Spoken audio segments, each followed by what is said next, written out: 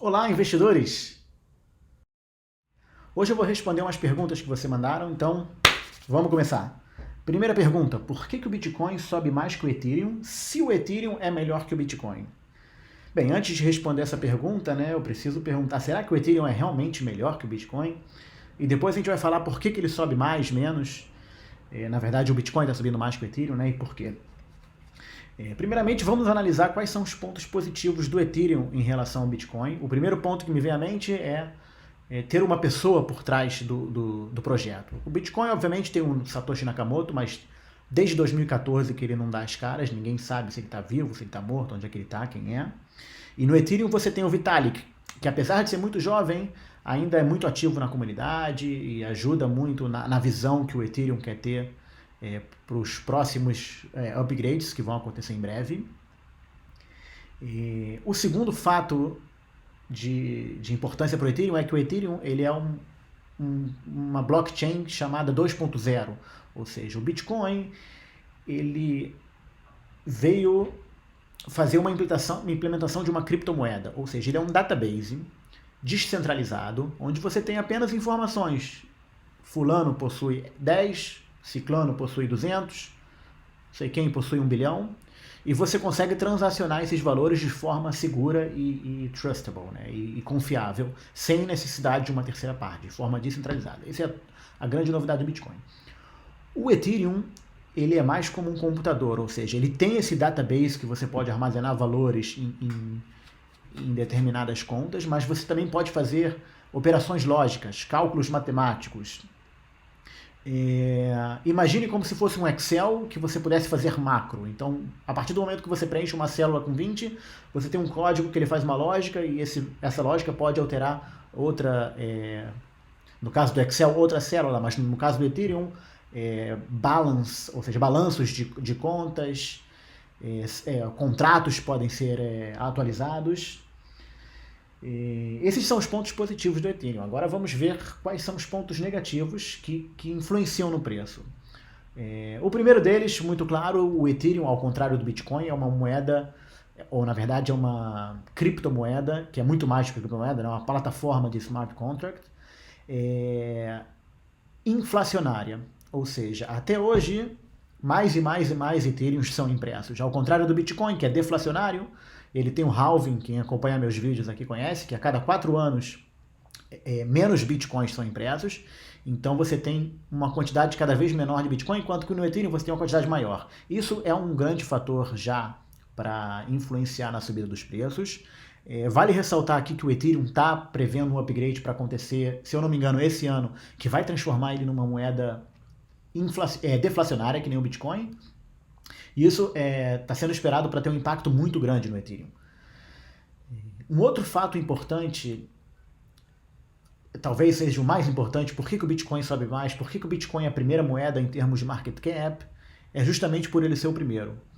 O grande argumento é que o valor de uma criptomoeda não está na sua tecnologia, e sim na sua adoção. Ou seja, quanto mais pessoas apoiam e acreditam nessa network, mais valor ela tem. Imagina uma máquina de fax. Se eu tenho uma máquina de fax e ninguém mais no mundo tem, o valor dessa máquina é zero. A partir do momento que mais pessoas possuem máquina de fax, eu tenho uma utilidade, eu consigo enviar o fax. A partir do momento que todo mundo tem máquina de fax, esse valor é muito alto. Isso se chama network effect. Isso não garante o sucesso para sempre. Vide o exemplo do fax, que hoje em dia não existe mais. Ou seja, é bem provável que um dia o Bitcoin não vai existir. Eu não acredito que isso vai acontecer no curto prazo. No curto prazo ainda tem muita gente que precisa adotar. Esse network effect ele ainda vai ser muito amplificado e ainda tem espaço para o Bitcoin crescer muito antes do Ethereum. Novamente, isso é minha opinião, não é uma recomendação de investimentos. Vamos aqui para a segunda pergunta. Como você guarda os seus Bitcoins? Minha gente, regra número 1 do Bitcoin, nunca conte para alguém como você guarda os seus Bitcoins. Como você compra, onde você armazena, como você faz o seu backup. Mas a melhor forma de guardar o seu Bitcoin, não necessariamente a forma que eu faço, é você ter uma cold wallet, ou seja, um dispositivo pendrive que ele não tem conexão nenhuma com a internet e que você pluga no computador somente quando você quer fazer uma operação e ele fica totalmente seguro e obviamente com um passphrase de backup. Se você tem uma wallet no seu computador, você também pode guardar o passphrase de backup, são 12 ou 24 palavras que você anota no papel ou decora, e com essas palavras você pode recuperar a sua carteira original do Bitcoin. É interessante como isso funciona, porque são só 12 palavras, e como é que isso se transforma no final numa private key, que é uma string tão grande, né? A forma como isso funciona é que a wallet, ela mantém um dicionário de palavras que correspondem a valores, e aí com essas palavras você consegue, usando esse dicionário dessa wallet, transformar e recuperar a sua carteira original. Então é muito importante que se você usa esse método de backup, você só pode recuperar se você estiver usando a mesma carteira, porque uma outra carteira vai ter um outro dicionário. E a carteira ela não guarda de forma alguma em nenhum lugar a sua private key. Você guarda essas palavras e com essas palavras, usando o dicionário da carteira, você consegue converter e fazer uma restauração do backup da sua private key, da sua carteira original. A forma menos segura que eu posso dizer para vocês é deixar numa exchange. Exchanges, elas são muito visadas, toda hora tem hackers querendo invadir. Já houve muitas histórias de exchanges que foram invadidas e pessoas perderam os seus fundos. Então, evite deixar dinheiro parado na exchange, a não ser o que você queira fazer trading ou alguma coisa de curto prazo. Terceira pergunta. Não está muito caro para comprar o Bitcoin agora?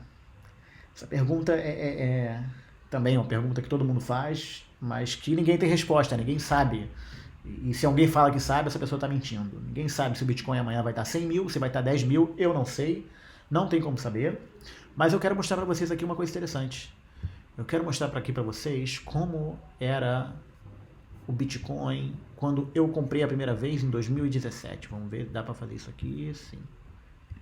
Aqui, que bacana. Como vocês podem ver, em julho de 2017, o Bitcoin bateu 2.800. E não parecia ser um bom momento para comprar. Eu lembro que quando eu comprei, meu chefe falou, você está louco? Ele está no topo, como é que você vai comprar agora por esse dinheiro todo? Inclusive, esse mesmo chefe comprou algumas semanas depois por $3.600. Mas olhando em retrospectiva, é óbvio, era um ótimo preço, né? Mas no momento não dava para saber. Mas qual foi o meu pensamento? Por que eu comprei mesmo assim?